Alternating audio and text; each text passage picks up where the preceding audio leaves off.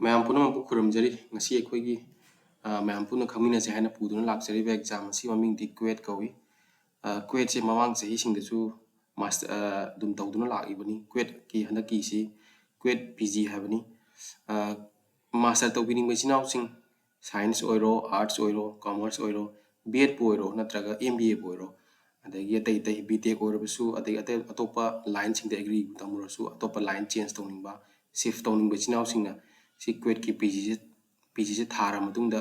ꯀꯩꯅꯣ ꯇꯧꯕ ꯌꯥꯒꯅꯤ ꯑꯇꯣꯞꯄ ꯂꯩꯗꯅ ꯃꯥꯁꯇꯔ ꯇꯧꯕꯤꯅꯤꯡꯕ ꯑꯇꯣꯞꯄ ꯁꯕꯖꯦꯛꯁꯤꯡꯗ ꯄꯥꯝꯖꯕ ꯁꯕꯖꯦꯛꯁꯤꯡꯗ ꯇꯧꯕ ꯌꯥꯒꯅꯤ ꯃꯁꯤꯒꯤ ꯐꯣꯔꯝꯁꯦ ꯍꯧꯖꯤꯛ ꯁꯨꯝ ꯊꯥꯔꯤꯕꯅꯤ ꯂꯥꯁ ꯗꯦꯠꯁꯦ ꯖꯅꯋꯥꯔꯤꯒꯤ ꯇꯥꯡ 24ꯗ ꯑꯣꯏꯔꯤꯕꯅꯤ ꯑꯗꯣ ꯃꯁꯤꯒꯤ ꯏꯂꯤꯖꯤꯕꯤꯂꯤꯇꯤꯁꯦ ꯀꯩꯅꯣꯅꯦ ꯒ꯭ꯔꯦꯖꯨꯑꯦꯁꯟ ꯂꯣꯏꯔꯕ ꯅꯠꯇ꯭ꯔꯒ ꯒ꯭ꯔꯦꯖꯨꯑꯦꯁꯟꯒꯤ ꯂꯥꯁ ꯁꯦꯃꯤꯁꯇꯔ ꯍꯟꯗꯛꯀꯤ 2024ꯒꯤ ꯀꯩꯅꯣꯁꯤꯗ ꯍꯟꯗꯛꯀꯤ ꯍꯥꯏꯗꯤ ꯁꯦꯃꯤꯁꯇꯔꯁꯤꯗ ꯂꯣꯏꯒꯗꯕ ꯍꯥꯏꯗꯤ ꯏꯆꯤꯟ ꯏꯅꯥꯎꯁꯤꯡꯅ ꯊꯥꯖꯤꯟꯕ ꯌꯥꯒꯅꯤ ꯃꯁꯤꯒꯤ ꯐꯤ ꯊꯤꯕꯁꯤ ꯀꯩꯅꯣ ꯖꯅꯋꯥꯔꯤꯒꯤ ꯇꯥꯡ 25 ꯐꯥꯎꯕ ꯌꯥꯒꯅꯤ ꯑꯗꯨꯒ ꯃꯁꯤꯒꯤ ꯀꯩꯅꯣꯁꯤꯡꯁꯤ ꯑꯦꯛꯖꯥꯝꯒꯤ ꯅꯨꯃꯤꯠꯁꯤꯡꯁꯤꯅ ꯀꯩꯅꯣꯒꯤ ꯃꯥꯔꯆꯀꯤ ꯇꯥꯡ 11ꯗꯒꯤ ꯃꯥꯒꯤ ꯄꯦꯄꯔꯒꯤ ꯃꯇꯨꯡ ꯏꯟꯅ ꯃꯥꯔꯆꯀꯤ ꯇꯥꯡ 19 ꯐꯥꯎꯕ ꯄꯥꯡꯊꯣꯛꯀꯅꯤ ꯑꯗꯨꯒ ꯃꯁꯤꯒꯤ ꯑꯩꯈꯣꯏꯅ ꯑꯦꯛꯖꯥꯝꯁꯦ ꯍꯧꯗ꯭ꯔꯤꯉꯩ ꯃꯃꯥꯡꯗ ꯍꯥꯏꯗꯤ ꯀꯔꯝꯕ ꯁꯤꯇꯤꯗ ꯇꯥꯒꯦ ꯀꯔꯝꯕ ꯑꯦꯛꯖꯥꯝ ꯁꯦꯟꯇꯔꯁꯤꯡꯗꯣ ꯑꯗꯨ ꯀꯩꯗ ꯇꯥꯒꯦ ꯍꯥꯏꯕꯗꯣ ꯃꯥꯔꯆꯀꯤ ꯇꯥꯡ 4ꯗ ꯈꯪꯕ ꯌꯥꯒꯅꯤ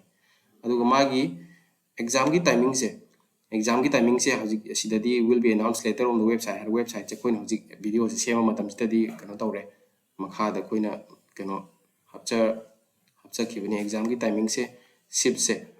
1ꯁꯤꯅ ꯄꯨꯡ 7ꯗꯒꯤ ꯍꯧꯔꯒ ꯄꯨꯡ 10:45 ꯐꯥꯎꯕ ꯑꯣꯏꯒꯅꯤ ꯑꯗꯨꯒ ꯁꯤꯞ 2ꯁꯤꯅ ꯄꯨꯡ 12:45ꯗꯒꯤ ꯍꯧꯔꯒ ꯄꯨꯡ 2:30ꯗ ꯂꯣꯏꯒꯅꯤ ꯑꯗꯨꯒ ꯁꯤꯞ 3ꯁꯤꯅ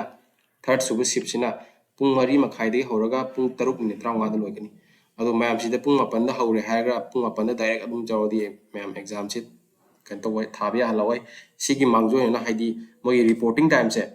ꯄꯨꯡ 8ꯇꯩ 9:30 ꯑꯩ ꯁꯝꯅ ꯍꯥꯏꯔꯕꯗ ꯄꯨꯡ 1ꯒꯤ ꯃꯃꯥꯡꯗ ꯑꯗꯨꯝ ꯌꯧꯁꯤꯟꯕꯤꯔꯣ ꯍꯥꯏꯇꯥꯔꯦ ꯁꯤꯞ 1 ꯀꯥꯡꯕꯨꯅ ꯄꯨꯡ 1ꯒꯤ ꯃꯃꯥꯡ ꯍꯥꯏꯗꯤ ꯄꯨꯡ 9 ꯑꯗꯨꯋꯥꯏꯗ ꯑꯗꯨꯝ ꯌꯧꯕꯤꯔꯣ ꯑꯩꯈꯣই ꯃꯩꯇꯩ ꯄꯨꯡꯗꯣ ꯃꯌꯥꯝ ꯌꯥꯝ ꯇꯧꯅꯕꯅꯤ ꯑꯗꯣ ꯇꯧꯕꯤꯒꯅꯨ ꯑꯦꯛꯖꯥꯝ ꯊꯥꯕ ꯅꯨꯃꯤꯠꯇꯗꯤ ꯈꯔ ꯆꯦꯛꯁꯤꯟꯅ ꯆꯠꯄꯤꯌꯨ ꯑꯗꯨꯒ ꯑꯅꯤꯁꯨꯕ ꯁꯤꯞꯅ ꯄꯨꯡ 10:50ꯗꯒꯤ ꯄꯨꯡ 12 ꯐꯥꯎꯒꯤ ꯃꯅꯨꯡꯗ ꯔꯤꯄꯣꯔꯠ ꯇꯧꯒꯗꯕ ꯑꯗꯨ ꯁꯝꯅ ꯍꯥꯏꯔꯕꯗ ꯄꯨꯡ 12 ꯑꯗꯨꯋꯥꯏꯗ ꯑꯗꯨꯝ ꯌꯧꯕꯤꯔꯣ ꯍꯥꯏꯇꯥꯔꯦ ꯑꯗꯨꯒꯤ ꯃꯃꯥꯡꯗ ꯑꯗꯨ ꯑꯣꯏꯇꯥꯔꯗꯤ ꯑꯦꯛꯖꯥꯝꯅ ꯒ꯭ꯌꯥꯟ ꯇꯥꯅ ꯆꯥꯅꯤꯡ ꯇꯥꯅ ꯑꯗꯨꯝ ꯊꯥꯕ ꯌꯥꯒꯅꯤ ꯑꯗꯨꯒ ꯊꯥꯔꯠ ꯁꯨꯕ ꯁꯤꯞꯁꯤꯅ ꯃꯥꯒꯤ ꯔꯤꯄꯣꯔꯇꯤꯡ ꯇꯥꯏꯝꯁꯦ ꯄꯨꯡ 2:35ꯗꯒꯤ ꯄꯨꯡ 4 ꯐꯥꯎꯕ ꯅꯨꯡꯊꯤꯟꯒꯤ ꯑꯗꯣ ꯄꯨꯡ 4 ꯃꯃꯥꯡꯗ ꯑꯗꯨꯝ ꯌꯧꯕꯤꯔꯣ ꯍꯥꯏꯇꯥꯔꯦ ꯑꯦꯛꯖꯥꯝ ꯃꯃꯥꯡꯗ ꯑꯗꯒꯤ ꯑꯦꯛꯖꯥꯝꯁꯤꯒꯤ ꯀꯩꯅꯣ ꯈꯔ ꯈꯪꯃꯤꯟꯅꯁꯤ ꯃꯥꯒꯤ ꯗꯤꯇꯦꯜꯁ ꯍꯥꯏꯇꯥꯔꯦꯀꯣ ꯑꯦꯛꯖꯥꯝꯁꯤ ꯑꯣꯟꯂꯥꯏꯟ ꯑꯣꯏꯒꯅꯤ ꯑꯗꯨꯒ ꯑꯦꯛꯖꯥꯝꯁꯤꯒꯤ ꯀꯣꯏꯁꯟꯁꯦ ꯃꯁꯤꯡꯁꯦ 65 ꯑꯣꯏꯒꯅꯤ ꯃꯥꯒꯤ ꯗ꯭ꯌꯨꯔꯦꯁꯟꯅ ꯄꯨꯡ 1:45 105 ꯃꯤꯅꯤꯠꯁ ꯑꯣꯏꯒꯅꯤꯀꯣ ꯑꯗꯨꯒ ꯑꯦꯛꯖꯥꯝꯒꯤ ꯑꯄꯨꯟꯕ ꯃꯥꯔꯛꯁꯦ ꯀꯩꯅꯣꯅꯤ ꯃꯦꯛꯁꯤꯃꯝ ꯃꯥꯔꯛꯁꯦ ꯀꯩꯅꯣ 300 ꯑꯣꯏꯒꯅꯤ ꯃꯃꯥꯡ ꯆꯍꯤꯗꯗꯤ ꯀꯩꯅꯣ ꯑꯣꯏꯕꯅꯤ ꯀꯣꯏꯁꯟ ꯃꯁꯤꯡꯁꯦ 100 ꯑꯣꯏꯕꯅꯤ ꯄꯥꯔꯠ A ꯄꯥꯔꯠ B ꯈꯥꯏꯗꯣꯛꯑꯒ ꯄꯥꯔꯠ Aꯗꯅ ꯀꯩꯅꯣ ꯀꯣꯏꯁꯟ 25 ꯄꯥꯔꯠ Bꯗꯅ ꯀꯣꯏꯁꯟ 65 ꯑꯣꯏꯔꯒ ꯍꯟꯗꯛꯇꯤ ꯆꯦꯟꯖ ꯑꯣꯏꯔꯦ ꯃꯃꯥꯡꯒ ꯃꯥꯟꯅꯗ꯭ꯔꯦ ꯑꯗꯨꯒ ꯃꯥꯒꯤꯁꯤ ꯀꯣꯏꯁꯟ ꯑꯃ ꯆꯨꯝꯕꯗ ꯃꯥꯔꯛ 4 ꯐꯪꯒꯅꯤ ꯑꯗꯨꯒ ꯀꯣꯏꯁꯟ ꯑꯃ ꯂꯥꯜꯂꯒꯅ ꯃꯥꯔꯛ ꯑꯃ ꯃꯥꯏꯅꯁ ꯆꯠꯀꯅꯤ ꯑꯗꯨꯒ ꯀꯣꯏꯁꯟ ꯑꯦꯇꯦꯝ ꯇꯧꯔꯝꯗ꯭ꯔꯒꯅ ꯃꯥꯔꯛ ꯑꯃꯠꯇ ꯐꯪꯉꯣꯏ ꯑꯗꯨꯒ ꯃꯥꯔꯛ ꯑꯃꯠꯇꯁꯨ ꯀꯛꯑꯣꯏꯀꯣ ꯃꯌꯥꯝꯁꯤ ꯃꯨꯟꯅ ꯈꯪꯕꯤꯌꯨ ꯑꯗꯨꯒ ꯃꯥꯒꯤ ꯃꯤꯗꯤꯌꯝꯁꯦ ꯃꯥꯒꯤ ꯃꯤꯗꯤꯌꯝꯁꯦ ꯏꯪꯂꯤꯁ ꯅꯠꯇ꯭ꯔꯒ ꯍꯤꯟꯗꯤ ꯑꯅꯤꯃꯛ ꯑꯣꯏꯒꯅꯤ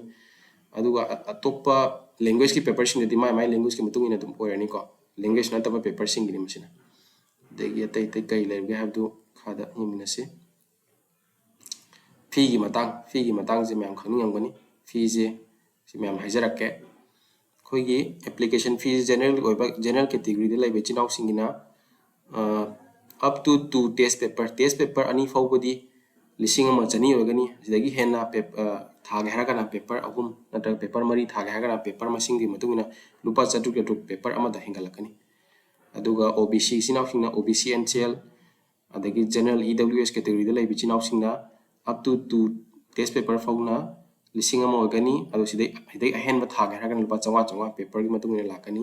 ꯑꯗꯨꯒ SC ST ꯊꯥꯔꯠ ꯖꯦꯟꯗꯔ ꯑꯗꯨꯒ SC ST ꯅꯠꯇ꯭ꯔꯒ ꯊꯥꯔꯠ ꯖꯦꯟꯗꯔ ꯑꯣꯏꯕ ꯏꯆꯤꯟ ꯏꯅꯥꯎꯁꯤꯡꯒꯤꯅ ꯃꯣꯏꯒꯤꯅ up to 2 ꯐꯥꯎꯅ ꯂꯨꯄꯥ 900 ꯁꯤꯗꯩ ꯍꯦꯟꯕꯅ ꯂꯨꯄꯥ 500 ꯍꯦꯟꯒꯠꯂꯛꯀꯅꯤ PWBDꯒꯤ ꯏꯆꯤꯟ ꯏꯅꯥꯎꯁꯤꯡꯅ ꯃꯈꯣꯏꯒꯤꯁꯨ up to 2 ꯐꯥꯎꯕꯅ ꯂꯨꯄꯥ 900 ꯑꯣꯏꯒꯅꯤ ꯑꯗꯨꯒ ꯃꯁꯤ ꯀꯩꯅꯣ ꯑꯣꯏꯒꯅꯤ ꯑꯗꯨꯒ ꯍꯥꯏꯗꯤ ꯁꯤꯗꯩ ꯑꯍꯦꯟꯕ ꯊꯥꯒꯦ ꯍꯥꯏꯔꯒꯅ ꯂꯨꯄꯥ 500 ꯍꯥꯞꯄꯛꯀꯅꯤ ꯄꯦꯄꯔꯒꯤ ꯃꯁꯤꯡ ꯃꯇꯨꯡ ꯏꯟꯅ ꯑꯗꯣ ꯏꯆꯤꯟ ꯏꯅꯥꯎꯁꯤꯡ ꯑꯩꯒꯤ ꯁꯖꯦꯁꯟ हाइजौ हाइबा तारगदी अखोइना एग्जाम दो अप्लाई तौ मतमदा पेपर अम मेन पीतबा अमखक मेलसु याबदे आइको अदुगा हाइदी मागी पैसा से पेपर अनि मेन तारगदी पेपर अमा मेलसु पेपर अनि मेलसु जनरल ओइबा एग्जांपल ओइना जनरल ओइब चिनाव सिंग लिसिंग अम चनी कखरनीबा नंग पेपर अमा खतंग मेन तारसु अदुना पेपर अनि मेन बनदी आइगी सेशन ओइना यामना फैयेना खल्ली अदुना इचिनाव सिंग यारिङै दी पेपर अनि न paper ani bokti minimum paper ani bokti men biu hadi paisa je dum chamana bani na ko aduga general OBC adegi OBC SC ST gi chinaw sing moi certificate sing to pam khangam gani adu moi gi date to OBC gi na 1st April 2023 gi matung do ga ko on or after have ni du shu matung or de dum yare April 2023 gi matung da SC ST gi su SC ST kanu gi su EWS gi su SC ST gi moi di date lai tabani aduna EWS ka OBC sinawsing asi khangjin biu nei atopa kari kari leiri habdu yengsi adu mayamna exam se form apply to ge khut ke hai tardi masi website ko website se mayam da khangan jarake website se apply to wa hai chang bado adu isi pgcuet.summer.ac.in je sida changbi raga register na ama yawbani audu changbi raga dum kai tawba yaragani adu asi ma'am note tawbiu ko pgcuet.summer.ac.in si leire adagi date adu do ma'am si khangjan mi ko emi card ke ka do march ki tang tare da khangadam ni ko exam hobuna tang 13 da hogadabani kuni pan fawba si leire si leire ya maru bana te si ke yaw sing se tai kari kari wali ga have to ma'am duga exam chatpa matam da si khangan jaba ko maru emi card puba ko wi ganu A4 size paper da ko kan chingtho matung da adagi pen ball point pen ma pubiro adagi passport photo ma passport photo ma pubiro adagi ID ma photo yawba ID yang pubiu ko valid oiba original oiba expire oiba na ta pan card oiba ai driving license oiba ai voter ID or sai passport so oiba aadhar card so oiba ko meti ai kanu bo ita de valid oiraba photo yawraba du dia meti yare dum pubira sapio adagi kanu sing je magi exam center sing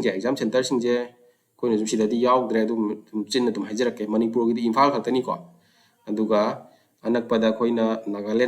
Nagaland je Dimapur ama lai Kohima ama lai ko adagi Mizoram na Aizawl lai ko Aizawl adagi Assam dana Assam gi diam yang moi manga teruk su male Assam gi se Assam gi center sing Guwahati Silchar Tezpur Jorhat natra Lakhimpur moi sing je lai ko adu mayam na anak pa ying biraga apply to bir hai ta to mayam khwai amukan su khangan jage kui website cha sida changa athu matam da ngasi asi exam je 24 January hadi asi bok tani aduna pgcuet.summer.ac.in ja sida changbiraga mayam kan to biu apply to biu hai ta adu mayam ngasi gidi tang swai lusin jage hadi apply to bin ba sing sinaw singna khang da khota bale su comment da habiro aduga apply kamain to gani habi dugi amtang demo amtang piro haisu mayam hadi comment da pipiraga koina du mateng pang jage hai ta sigidi matang swai lusin jage thank you